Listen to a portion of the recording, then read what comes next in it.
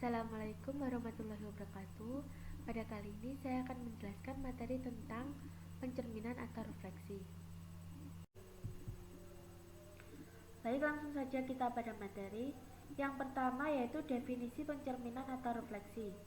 Sebuah pencerminan pada sebuah garis G adalah fungsi mu G yang ditetapkan untuk setiap titik P pada bidang outlet V sebagai berikut.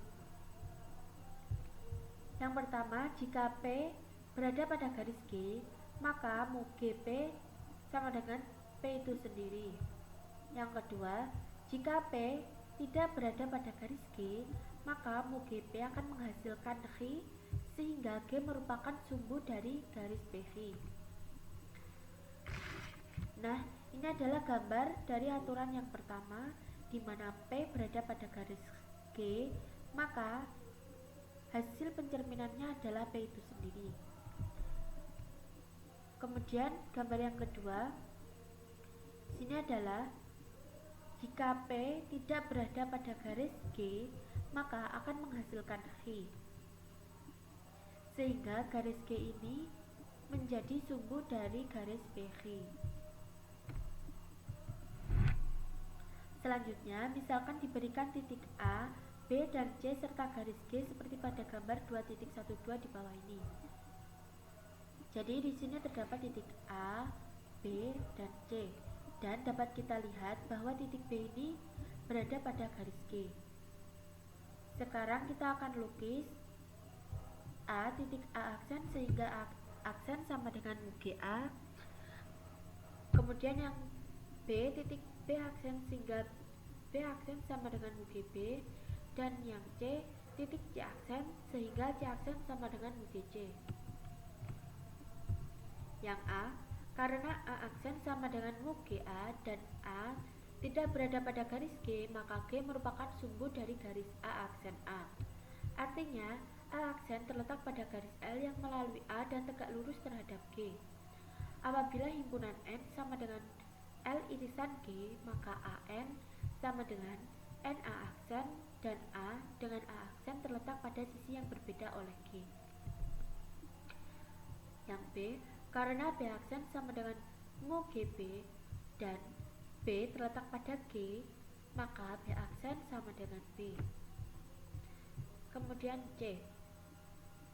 Jadi pada poin C ini sama dengan poin A karena poin C tidak terdapat pada garis G dan hanya B yang terdapat pada garis G.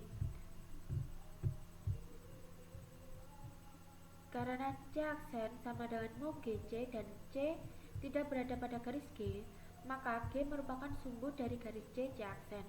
Akibatnya, C aksen terletak pada garis M yang melalui C dan tegak lurus G, sehingga jika himpunan M sama dengan M irisan G, maka CM sama dengan MC aksen dan C dengan C aksen terletak pada sisi yang berbeda oleh G. Kemudian kita akan buat lukisannya. Nah, contohnya pada gambar 2.13 ini. Buatlah garis L melalui A tegak lurus G. Kemudian cari himpunan N sama dengan L irisan G.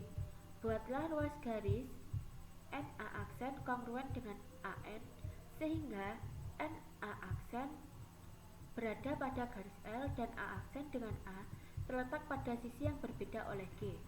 Jadi di sini kita buat garis L yang tegak lurus dengan G. Kemudian kita mencari himpunan N, di mana N ini merupakan titik perpotongan dari L dan garis G. Kemudian kita buat ruas garis N A aksen yang kongruen dengan AN. Nah, di sini N A aksen kongruen dengan AN. Jadi panjang garis ini harus sama atau harus kongruen, tidak boleh sembarangan. Lalu untuk yang B jelas karena B tadi merupakan elemen dari garis G, maka B terletak pada garis G. Jadi di sini titik B terletak pada garis G. Kemudian poin C juga sama dengan yang A, dibuat garis M melalui C tegak lurus G, kemudian cari himpunan M sama dengan M irisan G, lalu buatlah ruas garis M C aksen kongruen dengan garis CM, sehingga garis M C aksen terdapat pada garis M dan C aksen dengan C terletak pada sisi yang berbeda oleh G. Jadi di sini ini adalah garis M sama dengan yang poin A, hanya saja di sini garisnya M dan A garisnya adalah L. Kemudian ini garis CM dan C aksen M harus kongruen atau sama. Selanjutnya yaitu pencerminan sebagai suatu isometri. Pada teorema 2.4, setiap pencerminan pada garis merupakan suatu isometri lawan. Pembuktiannya berdasarkan pengetahuan pada definisi 2.1 dan definisi 2.5 serta teorema 2.4 dapat ditunjukkan melalui 4 tahapan, yaitu pertama pencerminan suatu transformasi, kemudian pencerminan suatu transformasi lawan, yang ketiga pencerminan suatu isometri, dan yang terakhir pencerminan suatu isometri lawan. Ambil sembarang pencerminan, namakanlah dengan mu G.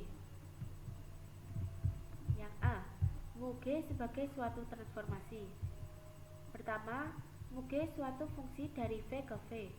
V dan V merupakan bidang Euclid. Berdasarkan definisi 2.6, jelas bahwa domain dari mu G adalah V. Daerah hasil dari mu G juga pada V, sebab apabila Anda mengambil X elemen V, maka X elemen G atau X berada pada garis G. Untuk X terdapat pada garis G, maka mu Gx sama dengan X elemen V.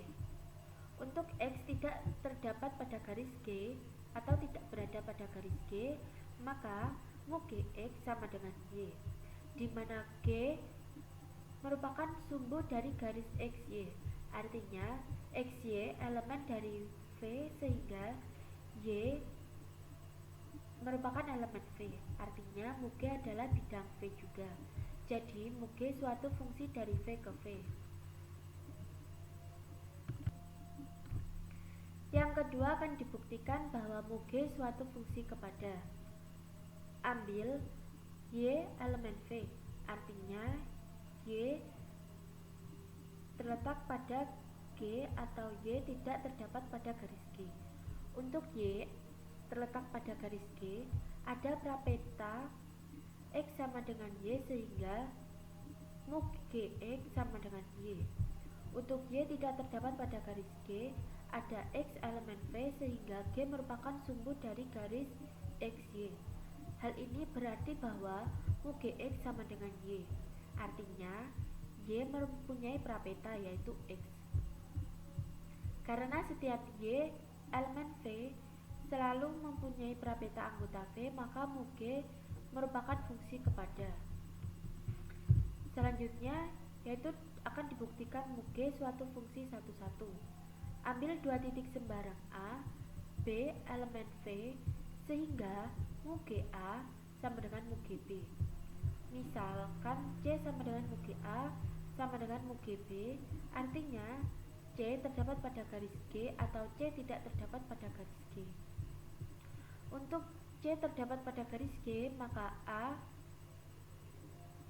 B terdapat pada garis G. Akibatnya mu GA sama dengan A dan mu GB sama dengan B. Jadi A sama dengan B. Untuk C tidak terdapat pada garis G, maka G merupakan sumbu dari AC dan BC. Akibatnya A sama dengan B. Untuk setiap pasangan A, B elemen V, sehingga mu GA sama dengan mu GB, yang mengakibatkan A sama dengan B, maka mu G suatu fungsi satu-satu. Karena mu G suatu fungsi dari V kepada V dan satu-satu, maka mu G suatu transformasi. Selanjutnya yaitu definisi 2.7. Suatu transformasi yang balikannya adalah transformasi itu sendiri disebut suatu involusi.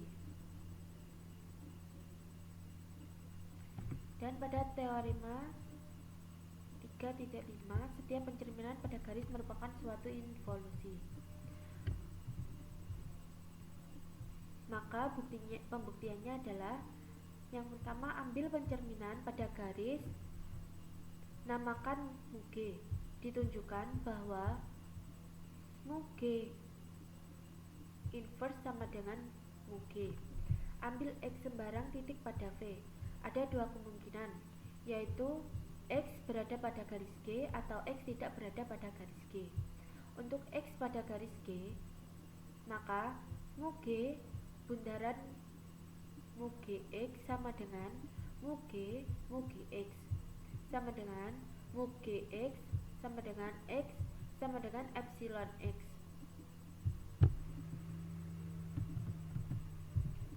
Untuk X tidak terdapat pada garis G, misalkan mu Gx sama dengan Y, akibatnya G sumbu dari garis XY.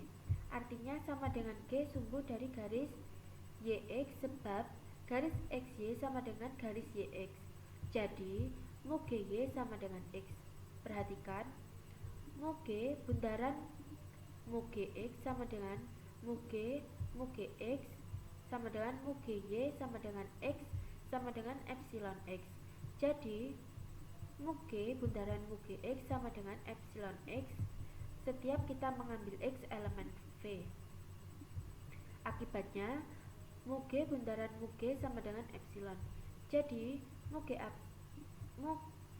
G inverse sama dengan mu G. Sekian penjelasan dari saya, ada kurang lebihnya mohon maaf. Wassalamualaikum warahmatullahi wabarakatuh.